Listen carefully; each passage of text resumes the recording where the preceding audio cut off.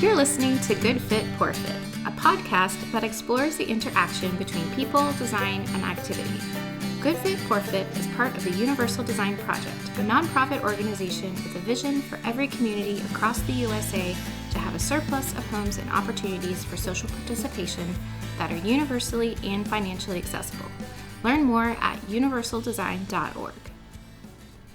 Howdy, listeners. We are back with our newest temporary co-host, our student Lauren, today to talk about an idea that Sarah actually had a long time ago. Yeah, I'm so glad to have Lauren with us to talk about this as well. But I came across an article several months ago about people who had COVID who had relatively mild symptoms and some more severe, but they are developing additional and longer lasting symptoms from the virus. I can link that article in the show notes, but now that there's been even more research out there about the effects of COVID on people's lives in the short term and long term, I wanted to investigate it a bit more, plus discuss the all important topic of making sure our homes are universally accessible. I think, based on the conversation we'll have here today, that it's even more apparent that we can't take our health or the spaces we live in for granted. Many people are unexpectedly having long term effects with COVID that directly impact the activities they do in their home every day. Many were relatively healthy people and are now either having to recover from the initial illness at home in a home that's not really functional, or having to figure out how to modify their home due to the longer term effects they're experiencing. I obviously couldn't come up with all this content on my own, so my trusty co hosts are adding to the conversation too. Lauren did some research for this podcast, and Rebecca is sharing some input from her OT and engineering brain. I also actually did an informal poll of some people on Facebook to share some of their COVID experiences from either the patient side or the healthcare professional side. Many of these folks I talked to, I actually didn't even know. So thank you to my friends who shared my post or reached out to their friends.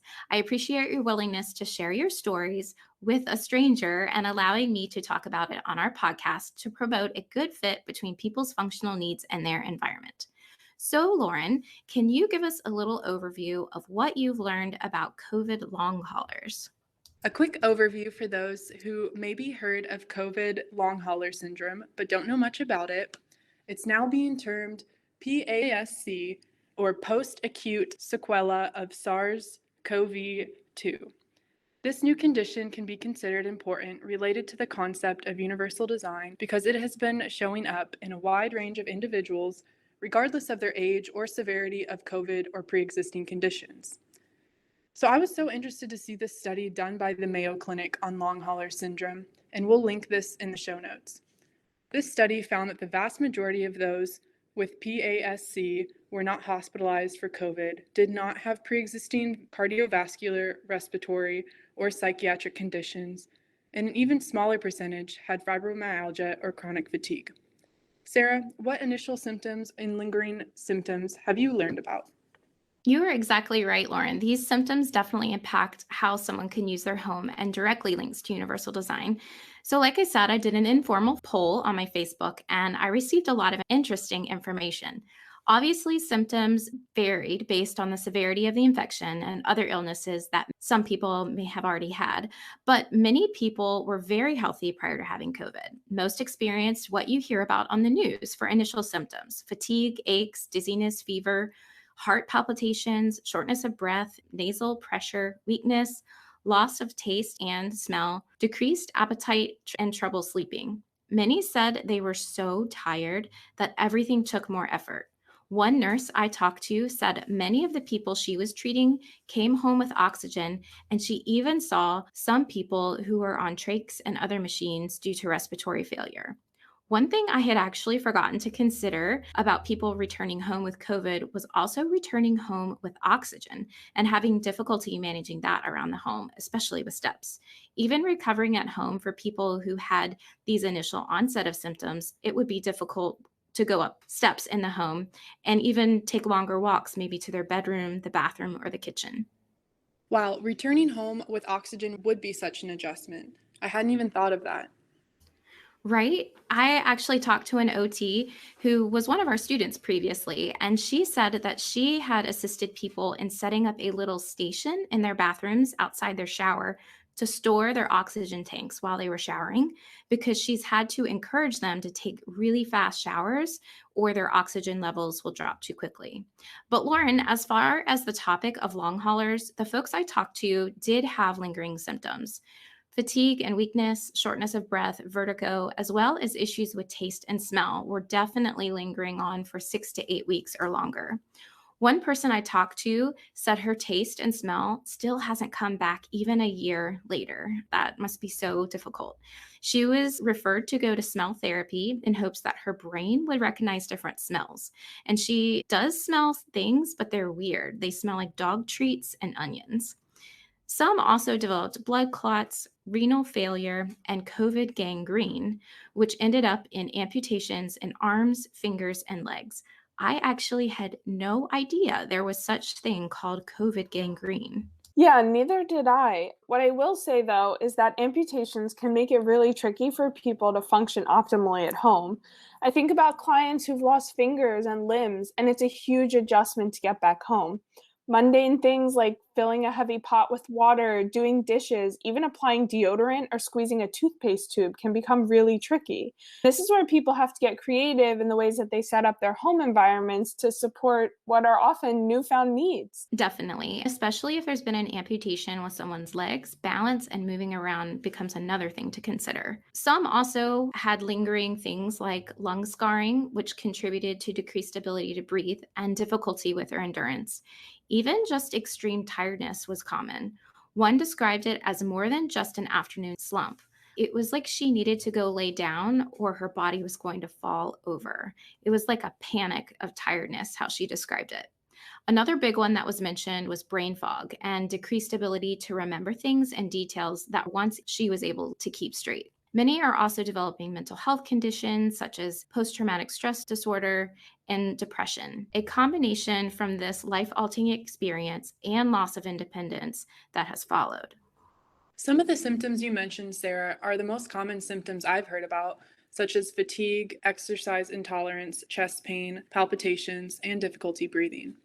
A term I learned in school, dysautonomia, makes me think about similar physical symptoms that long hauler patients may be experiencing. These individuals will go from one room to another, and their heart rate will increase rapidly, making not only exercise, but even just functional movement around their home increasingly difficult. Yeah, I think that this example of increasing heart rate is one that OTs work on with clients a lot. I think a lot about things like energy conservation techniques when I hear this. Yeah, I agree. I think energy conservation is something that can easily be discussed here. Many of the people I spoke with who had COVID still struggle with things like walking, balance, meal prep, and showering due to decreased endurance and strength.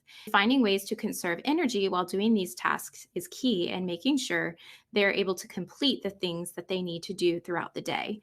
Many people were also going home with devices to manage their pulse, monitor their oxygen, and many therapists were providing them packets with breathing exercises and cognitive activities to reduce delirium. I think that the design of a home and changing the way people perform tasks can easily help here.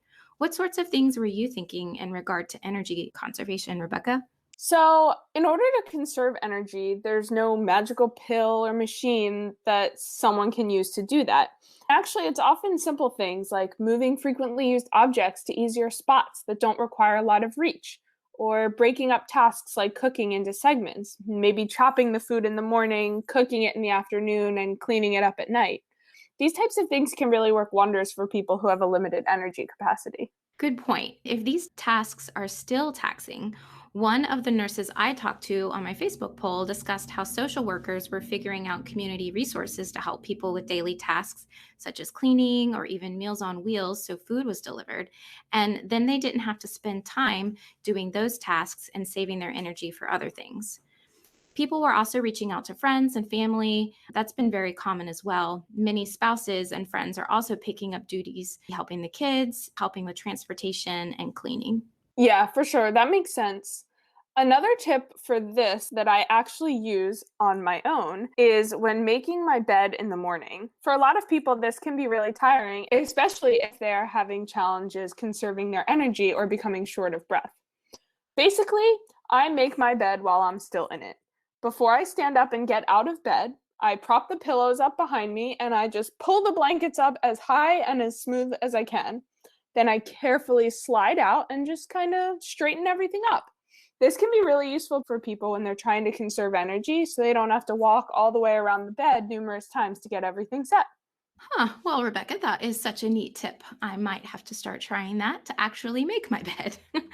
These are great task modifications, but I know when we've had discussions in our design team about how to make the design of spaces more functional, many things come up in regard to having a place for people to sit to do some of these daily tasks if needed. So, the ability for someone to sit in the shower or by the stove or the microwave, even for someone to sit at the sink to wash dishes in the kitchen or to do grooming tasks in the bathroom. There's also a lot to be said for looking at how people perform tasks. So, making sure they don't have to walk across the entire room to get things from their refrigerator to an easy prep space to prepare the meal, and making sure it's possible to keep things in close reach in storage that pulls out to you. I've heard a cart with wheels is also a great energy saving tip, not having to carry heavy things from place to place. Anything within the design to make a task easier is fair game here. A few other things I was thinking of of course, installing grab bars for safety, helping people in sitting, standing, and transferring. Plus, not having to navigate steps in and out of the house or around the home is always going to help. Unfortunately, many people still have lots of steps to navigate in their homes, and many of the healthcare professionals I polled are definitely having to recommend that their COVID patients rearrange their home environment by putting a bed on the main floor because these bedrooms are mostly upstairs, and recommending ramps to get in and out of the home as well. Yeah, I think that's a really good point that you make, Sarah. So often, when people are discharged from the hospital, whether it's COVID related or not, they're told to put a bed on that main floor. This can actually be really challenging in certain home setups. Maybe the only full bathrooms are upstairs. Maybe there isn't room for a full bed with privacy on the lower level. I think this really speaks to the value of universally, or at least flexibly, designed homes that can be ready for changes. For example, having a full bath on a lower level is a safe call for many people. I think all of those suggestions sound like they make recovering at home so much easier for someone with long haulers. I also see these concepts being of great use to those with amyotrophic lateral sclerosis, also known as ALS or Lou Gehrig's disease, which is a progressive nervous system disease that weakens muscles and impacts physical function. Additionally, these universal design elements could benefit so many others, impairment or not. That's a really good point, Lauren. These things can really benefit so many different people, and that is the beauty of universal design. Yes, I'm glad you brought up specific tasks that someone may need to do while seated. A couple weeks ago, I had the opportunity to attend the virtual Livable Environment Conference and learned so much about home design and the awareness that COVID has shed on some of the less functional aspects of current home design. So, to your point, Sarah, all of the featured kitchen and bathrooms were designed with the possibility of completing daily tasks while seated with legroom under the appliance. The sinks did not have cabinetry below in either the bathroom or kitchen, so someone could wash dishes or brush their teeth while in their wheelchair or in a chair. Also, although a pricier option, having a range separate from their oven so that they can sit and angle closer to the front of the stovetop was also mentioned. So as we wrap up, I know we talked a lot about energy conservation and changes to the home environment, but besides fatigue, Sarah, you brought up brain fog, which is an interesting aspect I've heard about as a long hauler symptom as well.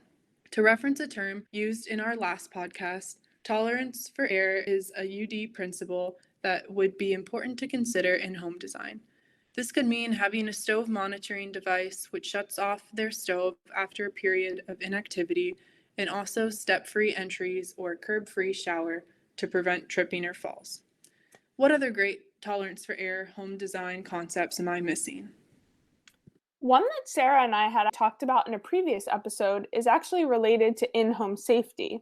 So, having alarms and alerts in the home that self test are really useful because that way, even if you forget to check the batteries on your smoke detector or your alarm, you can rest assured knowing that it's still working and will let you know if it's running low on power or if there's any sort of problem. Yeah, that's a really good one.